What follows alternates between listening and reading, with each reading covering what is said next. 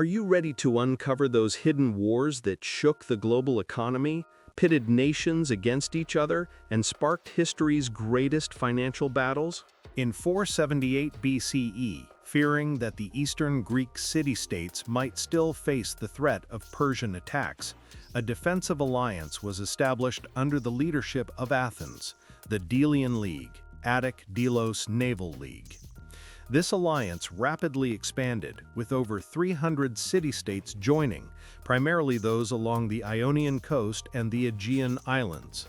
Its founding purpose was to create a unified defense line against any renewed aggression from the Persian Empire following the victories in the battles of Marathon, Salamis, and Plataea in the early 5th century BCE. At first, all member cities had equal rights, and the League's treasury was kept on the sacred island of Delos, which gave the alliance its name, the Delian League. Member cities were required to contribute either money, ships, or materials. Initially, the total contribution was set at 460 talents, but over time, this figure rose to 1,500 talents. Thus, the League quickly evolved from a simple military defense organization into a structure that strengthened Athens' economic and political dominance. Gradually, Athens transformed from being merely the leader of the League to becoming its ruling power. It tightened control over member states, forcibly prevented withdrawals, and continually increased tribute payments. In 467 BCE, when the island of Naxos attempted to leave the League, Athens attacked and forced it back into the alliance. Similarly, the island of Thasos, wishing to maintain control over its mines and trade, was besieged by Athens for 3 years. These incidents marked the transformation of the League from an equal partnership defense alliance into an Athenian maritime empire.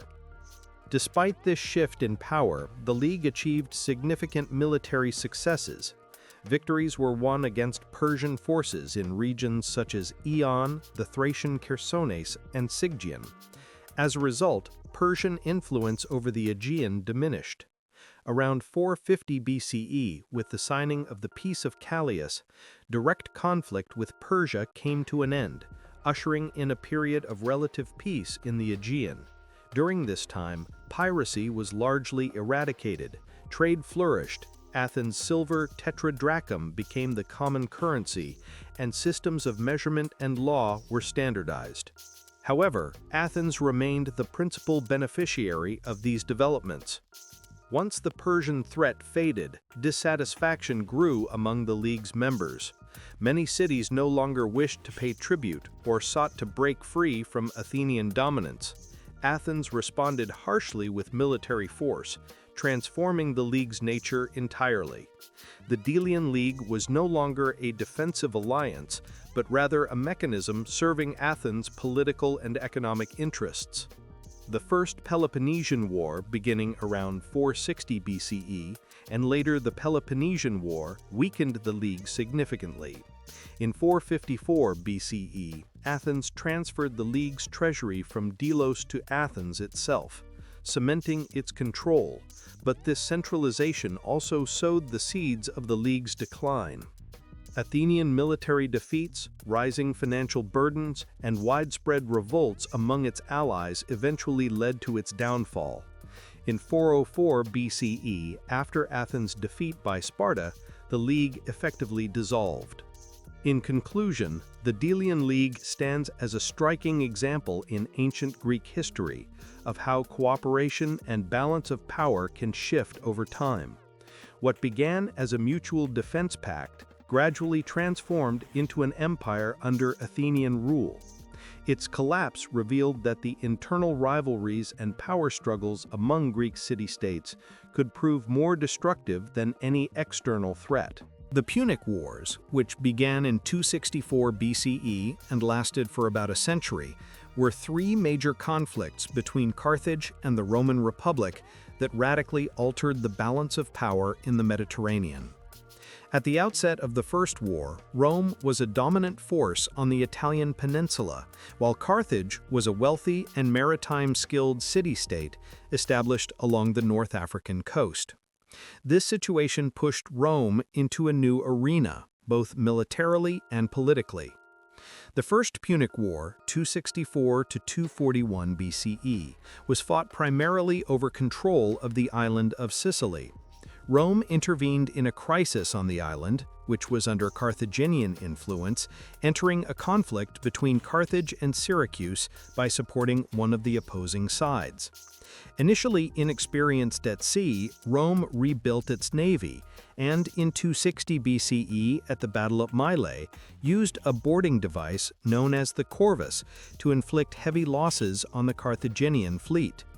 This innovation broke Carthage's naval supremacy, allowing Rome to win its first major naval victories and ultimately turning Sicily into its first overseas province.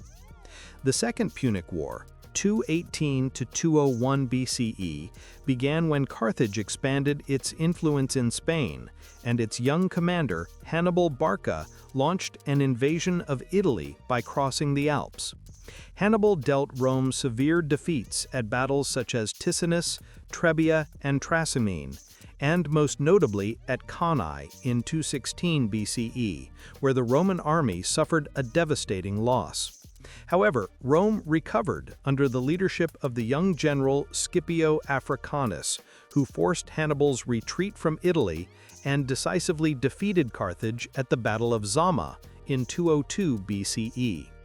This victory solidified Roman control over the western Mediterranean and left Carthage burdened with heavy reparations and significant territorial losses. The third and final war, 149 to 146 BCE, erupted even though Carthage was by then severely weakened, as it was still seen as a potential threat to Roman dominance in the region. Some members of the Roman Senate insisted that Carthage must be completely destroyed. When Carthage declared war on Numidia in 149 BCE, violating its treaty with Rome, Rome responded with a massive military campaign. Under the command of Scipio Aemilianus, Roman forces besieged Carthage, stormed the city, and after 7 days of brutal fighting, captured it. The city was razed, tens of thousands of inhabitants were sold into slavery, and Carthage ceased to exist as an independent state. Rome emerged as a vast empire stretching from Spain to Greece and from North Africa to Asia Minor. As a result of these 3 wars, Rome became a dominant power not only on the Italian peninsula, but also across the western Mediterranean, controlling sea routes, trade networks, and naval supremacy. Carthage, on the other hand, lost most of its economic and military strength, forfeiting its former status in the Mediterranean world. The Punic Wars clearly demonstrated that power in the ancient world was determined not only through land battles, but also through control of the seas and trade routes, laying the foundations for Rome's transformation into an empire. The period between the late 17th century and the early 18th century is known as the Golden Age of Piracy, a time when pirates ruled the seas.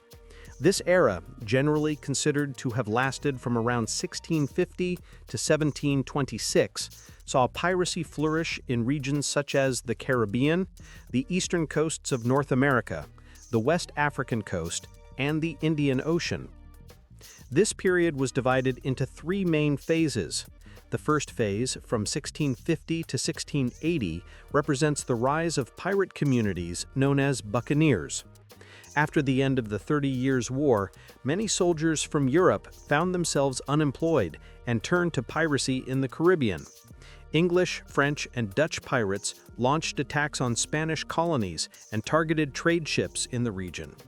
During this time, piracy served as both a means of livelihood and as a form of resistance against colonial powers.